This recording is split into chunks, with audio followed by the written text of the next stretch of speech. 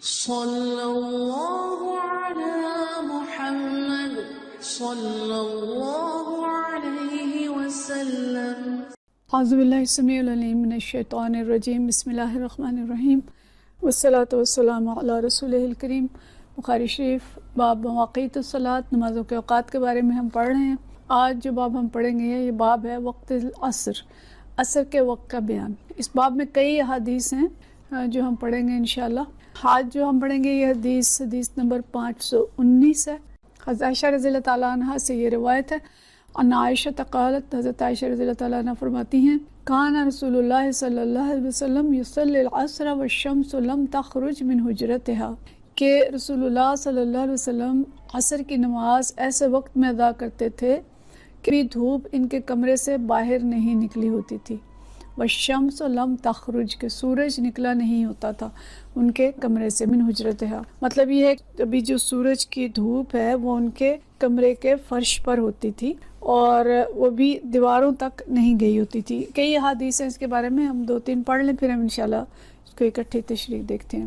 حدیث نمبر 520 بھی حضرت عائشہ رضی اللہ تعالیٰ عنہ سے ہے، عن عائشہ ان رسول اللہ صلی اللہ علیہ وسلم، یعنی وہ کہتی ہیں کہ رسول اللہ صلی اللہ علیہ وسلم صلی العصر، عصر پڑھتے تھے، والشمس فی حجرتها، اور جو دھوپ ہے وہ ان کے حجرے میں ہوتی تھی، لم یظہر الفیء من حجرتها، اور حجرے کا سایہ دیوار پر نہیں چڑھا تھا۔ مطلب یہ کہ دھوپ حجرے میں ہوتی تھی اور ابھی جو دھوپ تھی وہ دیواروں پر نہیں چڑھی ہوتی تھی۔ وقال ابو اسامہ عن ہشام من قعر حجرتها، کہ ابو اسامہ حضرت ہشام سے روایت کرتے ہیں کہ حجرے کی گہرائی سے، یعنی جیسے میں نے پہلے کہا کہ حجرے کے فرش پر دھوپ ہوتی تھی اور ابھی وہ دیوار پر نہیں چڑھی ہوتی تھی۔ اسی طرح سے جو حدیث ہے وہ اگلی ہے 521، اور یہ حدیث بھی حضرت عائشہ رضی اللہ تعالیٰ عنہ سے ہے۔ تو فرماتی ہیں، قالت کان نبی صلی اللہ علیہ وسلم یصلی صلاۃ العصر، کہ نبی کریم صلی اللہ علیہ وسلم عصر کی نماز ایسے وقت میں پڑھتے تھے، والشمس طالعۃ فی حجرتی، دھوپ میرے حجرے میں موجود ہوتی تھی، لم یظہر الفیء بعد، اور سایہ ابھی اوپر تک نہ چڑھا ہوتا تھا۔ اچھا، ان تینوں حدیث میں حضرت عائشہ رضی اللہ تعالیٰ عنہ جو بات بتا رہی ہیں کہ دھوپ ان کے حجرے کے اندر ہوتی تھی اور ابھی سائے اتنے لمبے نہیں ہوئے ہوتے تھے کہ ان کے حجرے کا سایہ جو ہے وہ نظر آنے لگے یا دیوار تک جو دھوپ چلی جائے۔ اس میں دیکھیں ہم نوٹ کرتے ہیں کہ سورج جتنا اونچا ہوتا ہے دھوپ اتنی فرش پہ ہوتی ہے، اور جتنا سورج نیچے ہونا شروع ہوتا ہے تو سائے لمبے ہو جاتے ہیں اور دھوپ اوپر چڑھنی شروع ہو جاتی ہے۔ تو مطلب کیا ہے کہ ابھی سورج اتنا نیچے نہیں گیا ہوتا تھا، ابھی سورج چمک رہا ہوتا تھا، جبکہ نبی کریم صلی اللہ علیہ وسلم عصر کی نماز ان احادیث کے مطابق پڑھ لیتے تھے۔ اور انہی احادیث سے امام شافعی ہیں وہ استدلال کرتے ہیں کہ نبی کریم صلی اللہ علیہ وسلم عصر کی نماز جلدی پڑھتے تھے، اس میں تاخیر نہیں کرتے تھے اور اول وقت میں پڑھتے تھے۔ جبکہ جو امام ابو حنیفہ کے شاگرد ہیں اور حنفیہ اس سے یہ استدلال کرتے ہیں، وہ کہتے ہیں کہ حضرت عائشہ رضی اللہ تعالیٰ عنہ کے حجرے میں ایک روشن دان تھا اور وہ روشن دان مغرب کی طرف کھلا ہوتا تھا، مطلب اس کے اندر سے جو دیر تک ہے وہ دھوپ رہتی تھی اور دیر سے جا کے دھوپ وہاں سے ختم ہوتی تھی۔ ان کا خیال یہ ہے کہ عصر کی نماز ذرا تاخیر سے پڑھنی چاہیے۔ تو یہ بحث جو ہے فقہا کے درمیان موجود ہے، جو حدیث کی اور مواقیت الصلاۃ کی کتابیں ہیں، اور کافی زیادہ بحث کی گئی ہے عصر کی نماز کے بارے میں، اور کچھ کے نزدیک جو ہے وہ اولا وقت یہ ہے کہ جتنی جلدی پڑھ لی جائے اتنی بہتر ہے، اور بعض کے نزدیک جو ہے کہ اولا یہ ہے کہ اس کو تھوڑا سا ٹھنڈا کر کے اور قدر تاخیر سے پڑھا جائے۔ اور اس میں حنفیہ ہیں، ان کا خیال یہ ہے کہ فجر بھی ذرا تاخیر سے پڑھی جائے تاکہ باجماعت نماز میں زیادہ نمازی جمع ہو جائیں، اور عصر بھی قدر تاخیر سے پڑھی جائے تاکہ جب جماعت ہو تو اس میں زیادہ لوگ شامل ہو جائیں۔ یعنی ان کا خیال یہ ہے کہ اگر ذرا دیر سے پڑھیں گے تو زیادہ تعداد میں لوگ نماز میں شامل ہو جائیں گے۔ لیکن بہرحال یہ بات ہم ذہن میں رکھیں کہ دونوں اوقات ٹھیک ہیں، اگر جلدی پڑھی جائے گی تو بھی ٹھیک ہے اور اگر تھوڑی سی تاخیر سے پڑھی جائے گی تو بھی ٹھیک ہے، لیکن تاخیر کتنی کرنی ہے یہ ہم آگے پڑھیں گے کہ زیادہ تاخیر کی گنجائش بھی نہیں ہوتی۔ اور ایک اور حدیث جو سنن ترمذی کے اندر ہے، حضرت ام سلمہ رضی اللہ تعالیٰ عنہ سے کسی نے پوچھا کہ رسول اللہ صلی اللہ علیہ وسلم کے اوقات نماز کیا تھے، تو وہ فرماتی ہیں کہ کان رسول اللہ صلی اللہ علیہ وسلم اشد تعجیل الظہر منکم، کہ ظہر کی نماز میں نبی کریم صلی اللہ علیہ وسلم تم سے تعجیل کرتے تھے، یعنی وہ جتنا تم ذرا دیر سے پڑھتے ہو اور وہ اس سے جلدی پڑھتے تھے. اور جو عصر کی نماز ہے فرماتی ہیں کہ عصر کی نماز میں تعجیل کرتے ہو، یعنی تم جلدی پڑھتے ہو اور نبی کریم صلی اللہ علیہ وسلم اس کو ذرا تاخیر سے پڑھتے تھے. تو مطلب یہ ہے کہ اوقات دونوں ٹھیک ہیں، لیکن صرف اتنا ہے کہ بھئی اولا کیا چیز ہے، زیادہ پسندیدہ کیا ہے کہ بہت جلدی پڑھی جائے یا قدر تاخیر سے پڑھی جائے. تو جو شافعی ہے ان کے نزدیک جتنا جلدی پڑھیں گے، جیسے ہی سورج ڈھلتا ہے یعنی ظہر کا وقت ختم ہوتا ہے اور عصر کا وقت شروع ہوتا ہے تو اسی وقت پڑھ لی جائے تو بہتر ہے. جبکہ حنفیہ کے نزدیک تھوڑا سا لیٹ کر کے، ہمارے ہاں جیسے آج کل دیکھیں کہ جو اس وقت جو گرمی کا موسم ہے اس میں امام شافعی کے نزدیک جو اوقات ہیں اس میں تقریباً 4 بجے عصر کا وقت شروع ہو جاتا ہے، 3:45 اور 4، تھوڑا سا اس میں یعنی وہ فرق رہتا ہے دنوں کے لحاظ سے. اور امام ابو حنیفہ کے نزدیک جو ٹائم ہے وہ 5 بجے شروع ہو جاتا ہے، جب جو مغرب ہے وہ 7 بجے ہوتی ہے.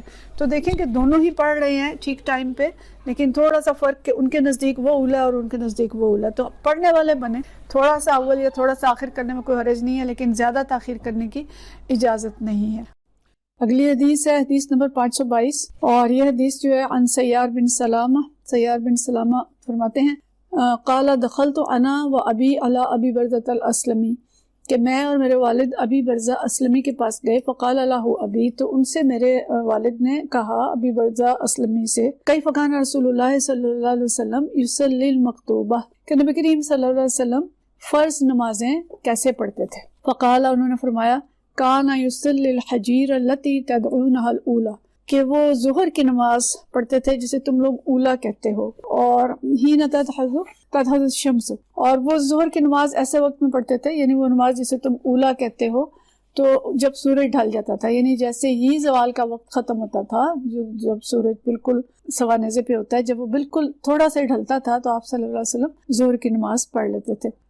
ویصلی العصر، اور عصر کی نماز پڑھتے تھے. ثم یرجع احدنا الی رحلہ فی اقصی المدینہ، جب ہم میں سے کوئی شخص مدینہ کے آخری کنارے پر واقع اپنے گھر جا کر واپس آتا، والشمس حیۃ، تو سورج بھی زندہ مکمل روشن ہوتا تھا. یعنی جو ظہر تھی وہ تو بالکل سورج ڈھلتے ہی پڑھ لیتے تھے، اور عصر ایسے وقت میں پڑھتے تھے یعنی جلدی پڑھ لیتے تھے کہ کوئی شخص مدینہ طیبہ کے آخری کنارے پر واقع گھر میں جاتا اور پھر واپس آتا تو ابھی سورج روشن ہوتا تھا. وَكَانَ يَسْتَحِبُّ أَن يُؤَخِّرَ الْعِشَاءَ، اچھا وَنَسِيتُ مَا قَالَ فِي الْمَغْرِبِ، اور کہتے ہیں کہ مجھے بھول گیا ہے کہ مغرب کے بارے میں کیا فرمایا تھا. یعنی یہ جو سیار ہیں وہ کہتے ہیں کہ مجھے یہ بھول گیا کہ حضرت ابو برزہ نے مغرب کے بعد نماز کے بارے میں کیا فرمایا تھا. وَكَانَ يَسْتَحِبُّ أَن يُؤَخِّرَ الْعِشَاءَ، اور اس بات کو پسند کرتے تھے کہ عشاء کو مؤخر کیا جائے. أَن يُؤَخِّرَ الْعِشَاءَ الَّتِي تَدْعُونَهَا عَتَمَةً، عشاء کی نماز جسے تم عتمہ کہتے ہو اس کو مؤخر کرتے تھے. اچھا یہ دیکھیں یہاں پہ نمازوں کے نام مختلف آ رہے ہیں. حجیرہ ہم نے پیچھے بھی پڑھا ہے جو ظہر کی نماز کو کہتے تھے، ہم نے یہ دیکھا تھا کہ یہ ہجرت سے ہے کہ جب لوگ بالکل باہر نکلنا ترک کر دیتے تھے اور اندر ہی بیٹھے رہتے تھے تو اس وقت کو حجیرہ کا وقت کہتے تھے، یعنی عین دوپہر کا وقت. اس کو یہاں پہ کہا گیا، حجیرہ بھی کہا ظہر کو انہوں نے، کان یصلی الحجیرہ، کہ ظہر کی نماز پڑھتے تھے، التی تدعونها الاولی، جسے تم اولا کہتے ہو. حجیرہ بھی کہہ رہے ہیں، اولا بھی کہہ رہے ہیں، ظہر نہیں کہہ رہے. تو اولا جو ہے اس کو اس لیے کہتے تھے کہ نمازیں جو ہیں یہ معراج کے سفر میں فرض ہوئی تھیں، اور نبی کریم صلی اللہ علیہ وسلم جب معراج سے جس رات واپس آئے، اگلے دن آتے ہیں جبرائیل علیہ السلام اور آ کے نبی کریم صلی اللہ علیہ وسلم کو نمازیں پڑھاتے ہیں. اور نماز کا اول اور آخر وقت جو ہم نے پڑھا کہ ایک دن آ کے اول وقت میں پڑھائیں اور دوسرے دن آ کے آخر وقت میں پڑھائیں، تو اس دن ظہر کی نماز اول وقت میں آ کے پڑھائی، اور پہلی نماز تھی جو کہ جبرائیل علیہ السلام نے پڑھائی، اس کو صلاۃ الاولیٰ کہا جاتا تھا.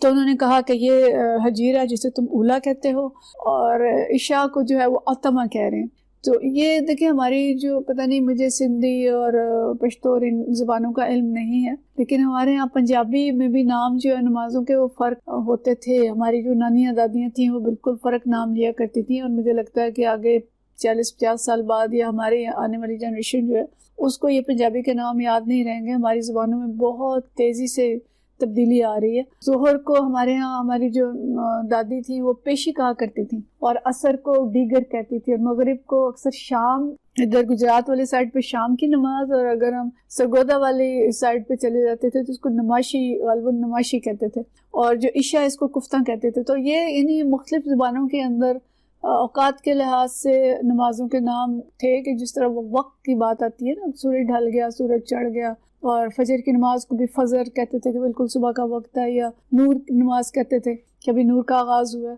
تو اس طرح سے ہی عرب کے اندر بھی تھا، اور تھوڑے ہمیں نمازوں کے نام جو ہیں مختلف مل رہے ہیں. تو وہ کہتے ہیں عشاء کی نماز جسے تم حتمہ کہتے ہو، اس کو نبی کریم صلی اللہ علیہ وسلم قدر تاخیر کرنا پسند فرماتے تھے. وَكَانَ يَكْرَهُ النَّوْمَ قَبْلَهَا أَوَ الْحَدِيثَ بَعْدَهَا. اور نبی کریم صلی اللہ علیہ وسلم اس بات کو ناپسند کرتے تھے کہ عشاء سے پہلے سویا جائے اور عشاء کے بعد باتیں کی جائیں. یعنی یہ دو چیزیں جو ہیں ناپسندیدہ تھیں. وَكَانَ يَنْفَتِلُ مِنْ صَلَاةِ الْغَدَاةِ حِينَ يَعْرِفُ الرَّجُلُ جَلِيسَهُ. اور آپ صلی اللہ علیہ وسلم فجر کی نماز سے جب ہم لوگ فارغ ہوتے، اس وقت ایک شخص دوسرے شخص کو جو اس کے ساتھ بیٹھا ہوتا تھا اسے پہچان سکتا تھا. وَيَقْرَأُ بِالسِّتِّينَ إِلَى مِئَةٍ. اور نبی کریم صلی اللہ علیہ وسلم فجر کی نماز میں 60 سے لے کے 100 آیات تک تلاوت فرماتے تھے. یہ دونوں باتیں ہم پچھلی حدیث میں بھی پڑھ چکے ہیں کہ فجر کی نماز جو ہے وہ تاریکی میں شروع کرنا، قدر اندھیرے میں شروع کرنا، اور اتنی لمبی نماز پڑھنا کہ تھوڑی روشنی ہو جائے. یہ طریقہ تھا نبی کریم صلی اللہ علیہ وسلم کا کہ اندھیرے میں شروع کرتے تھے اور 60 سے لے کے 100 آیات فجر کی نماز میں پڑھتے تھے. کمی بیشی بھی ہو جاتی تھی، لیکن اس میں وقت اتنا ہو جاتا تھا کہ جب نماز ختم کرتے تھے تو قدر روشنی ہو چکی ہوتی تھی اور ایک شخص اپنے ساتھ بیٹھے ہوئے شخص کو پہچان سکتا تھا. تو گویا اس حدیث کے اندر تقریباً ساری نمازوں کے اوقات آ گئے سوائے مغرب کے، اور مغرب کا آگے ہم پڑھیں گے کہ نبی کریم صلی اللہ علیہ وسلم فوراً ہی اس کو پڑھ لیا کرتے تھے. تو مطلب یہ ہے کہ اس میں نمازوں کے اوقات کی تفصیل ہمیں مل گئی. اس حدیث کے مطابق کہ جو ظہر کی نماز تھی نبی کریم صلی اللہ علیہ وسلم جلدی پڑھتے تھے، اور ہو سکتا ہے کہ یہ سردی کے دن ہوں، کیونکہ جو گرمی کا تو ہم نے پڑھا ہے کہ آپ صلی اللہ علیہ وسلم کا یہ حکم تھا کہ قدرے اس کو ٹھنڈا کر کے پڑھو باجماعت کے لیے. تو ہو سکتا ہے جب یہ ذکر کر رہے ہیں تو وہ تھوڑے قدرے ٹھنڈے موسم کی ہو.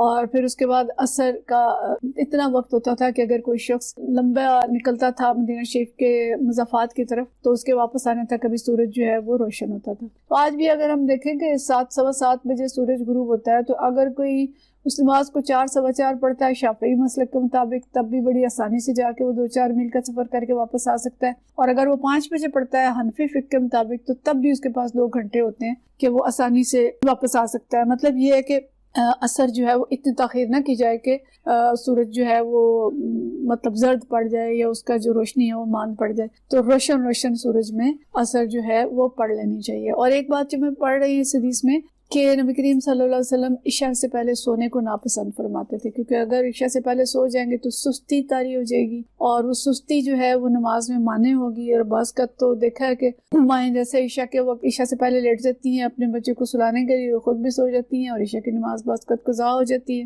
یا پھر اگر آدھی رات کو اٹھ کے پڑھتے ہیں تو اس کے اندر وہ جان نہیں ہوتی.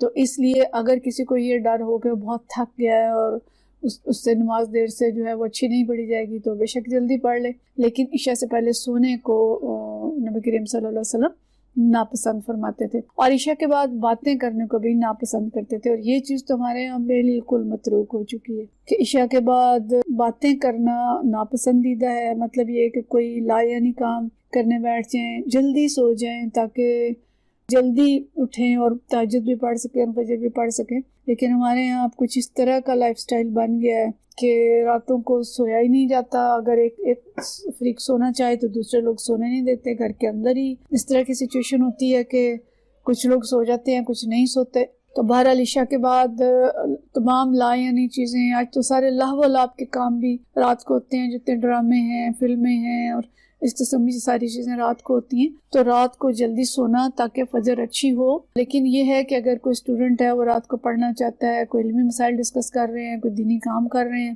درس و تدریس کا پروگرام ہے، آپس میں کوئی اسٹوڈنٹس ہیں وہ کمبائن اسٹڈی کرتے ہیں، تو اس قسم کی چیزیں جو ہیں وہ کی جا سکتی ہیں. لیکن لا یعنی چیزیں جن کا کوئی مقصد نہ ہو اور جن سے صرف ٹائم ضائع ہوتا ہو، ان سے ہمیں بچنا چاہیے. اس کو نبی کریم صلی اللہ علیہ وسلم ناپسند فرماتے تھے. تو آج کے حدیث سے ہمیں پتہ چلا کہ عصر کی نماز جلدی پڑھ لینی چاہیے جبکہ سورج بھی روشن ہو، اور اس میں اتنی تاخیر نہیں کرنی چاہیے کہ سورج کی جو روشنی ہے وہ ڈھل جائے اور سائے لمبے ہو جائیں. اور عشاء سے پہلے جو سونا نہیں چاہیے، اور عشاء کے بعد فضول باتیں یا فضول کام جن کا کوئی مقصد نہ ہو ان میں مصروف نہیں ہونا چاہیے. وآخر دعوانا الحمدللہ رب العالمین.